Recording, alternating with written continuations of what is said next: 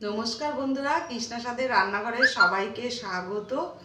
শীত তো পড়ে গেছে বন্ধুরা, তাই আজকে শীতের নতুন সব সবজি দিয়ে আমি ভোলা মাছের রেসিপি করে তোমাদেরকে দেখাবো। তোমরা পুরো ভিডিওটা দেখতে থাকো আর আমার সাথে থেকো।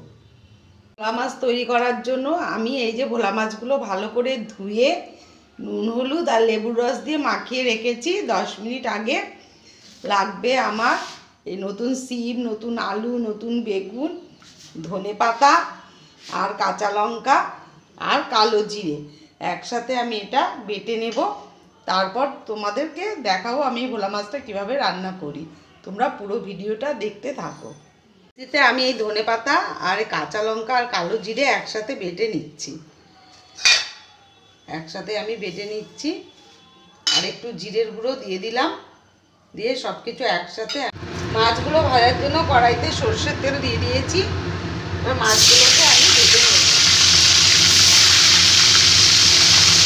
একসাথে সবগুলো দেবো না, অল্প করে ভেজে নেব। মাছগুলো ভালো করে ভাজা হয়ে গেছে। এবার মাছ ভাজা তেলে আমি কালো জিরে ফোড়ন দিয়ে দিলাম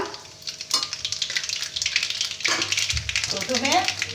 এবার আলু কেটে রাখা আলুগুলোকে ভেজে নেব।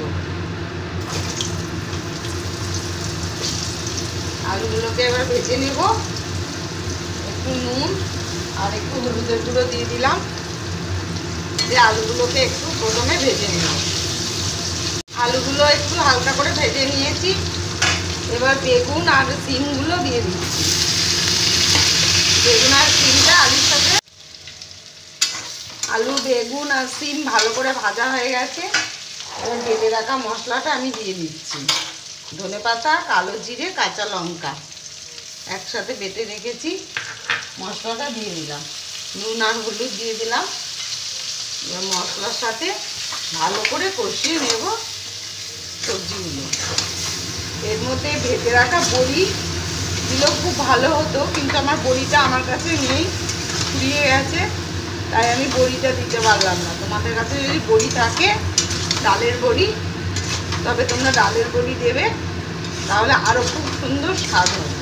মশলা ভালো করে কষানো হয়ে গেছে। এবার ওপর থেকে জল দিয়ে দিচ্ছি,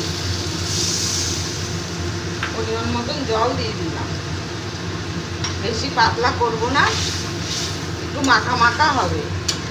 আমরা তো ভোলা মাছ অনেক রকম করেই খাই, সর্ষে বাটা, পোস্ত বাটা, পেঁয়াজ দিয়ে ঝাল, কিন্তু শীতকালে এইভাবে খেতে খুবই ভালো লাগে। ওপর থেকে দুটো চেরা কাঁচা লঙ্কা দিয়ে দিলাম। আলুটা একটু সেদ্ধ হয়ে গেলে তারপর মাছগুলো আমি দিয়ে দেবো। ঢাকা দিয়ে আমি কিছুক্ষণ রেখে দেবো সেদ্ধ হওয়া পর্যন্ত। দেখো ঝোলটা ফুটে গেছে, আলুও সেদ্ধ হয়ে গেছে আমার। এবার ভেজে রাখা মাছগুলো দিয়ে দিলাম। ভেজে রাখা মাছগুলো দিয়ে আবার একটু ফুটিয়ে নেব, তারপর রেডি হয়ে যাবে আমার ভোলা মাছের আলু বেগুন সিম দিয়ে ঝোল। ওপর থেকে আমি একটু ধনেপাতা কুচি দিয়ে দিলাম। আবার তৈরি হয়ে গেছে আমার ভোলা মাছের ঝোল। রেসিপিটা যদি তোমাদের ভালো লেগে থাকে তাহলে লাইক, কমেন্ট ও শেয়ার করে দিও, আর সাবস্ক্রাইব করে দিও ইউটিউব চ্যানেলটিকে। এইভাবে তোমরা একবার ভোলা মাছের ঝোল আলু বেগুন সিম দিয়ে করে দেখবে, তোমাদের খুবই ভালো লাগবে। শীতকালে এইভাবে ভোলা মাছ খেতে খুবই ভালো লাগে। শীতকালে গরম ভাতের সাথে এইভাবে ভোলা মাছের ঝোল খেতে দারুণ লাগবে।